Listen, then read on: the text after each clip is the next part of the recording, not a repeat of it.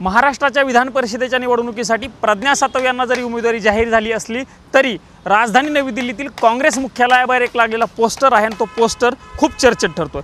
मी सध्या राजधानी नवी दिल्लीतील काँग्रेस मुख्यालयाबाहेर आणि हा पोस्टर खरं तर चर्चेत ठरतोय, कारण या पोस्टरवरती लिहिलेलं आहे की Rahul ji Maharashtra wants a new face MLC election. महाराष्ट्रामध्ये विधान परिषदेसाठी एका नव्या चेहऱ्याला संधी द्या, अशा पद्धतीचा आशय या पोस्टरवरती लिहिलेला आहे। खरं तर कुणाचं नाव या पोस्टरवरती लिहिलेलं नाही, फक्त हाताचा पंजा दिलेला आहे आणि अभोगाने आहे अशा पद्धतीची जे चित्र हाताच्या पंजाचं लिहून फक्त एक माहिती लिहिलेली आहे। दुसरीकडे आपण बघायला गेलं तर संविधान घेतलेला राहुल गांधी यांचा फोटो या पोस्टरवरती ठेवलेला आहे। सोबतच या पोस्टरवरती जे 4-5 महत्त्वाचे पॉईंट्स लिहिलेले आहेत त्या पॉईंट्सवरती जर आपण बघायला गेलं तर ज्या व्यक्तीला, ज्या नव्या चेहऱ्याला महाराष्ट्रातील ग्रासरूटची माहिती आहे, सोबतच जो शिक्षित चेहरा आहे आणि सगळ्या सोसायट्यांसोबत जो लढू शकतो अशा पद्धतीच्या नव्या चेहऱ्याला संधी द्या, अशा पद्धतीचा जो आशय आहे या पोस्टरवरती लिहिल्याचं आपल्याला बघायला मिळते। दुसरीकडे जर आपण बघितलं तर या पोस्टरवरती एक महत्त्वाचा मुद्दा लिहिलेला आहे आणि तो मुद्दा आहे की जो व्यक्ती तुम्ही या सगळ्यामध्ये द्याल तो व्यक्ती राजकीय घराण्यातला नसावा, अशा पद्धतीची देखील एक विनंती किंवा मागणी राहुल गांधींकडे या पोस्टरच्या माध्यमातून केलेली आहे। त्यामुळे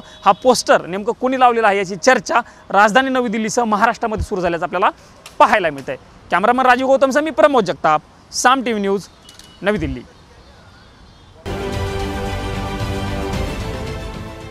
देश विदेशातील प्रत्येक घडामोडींचे लाईव्ह अपडेट मिळवण्यासाठी आता साम टीव्हीच्या सर्व सोशल मीडिया प्लॅटफॉर्मला लाईक, फॉलो आणि सबस्क्राईब करा। तसंच सर्व नोटिफिकेशनसाठी बेल आयकॉन प्रेस करायला विसरू नका।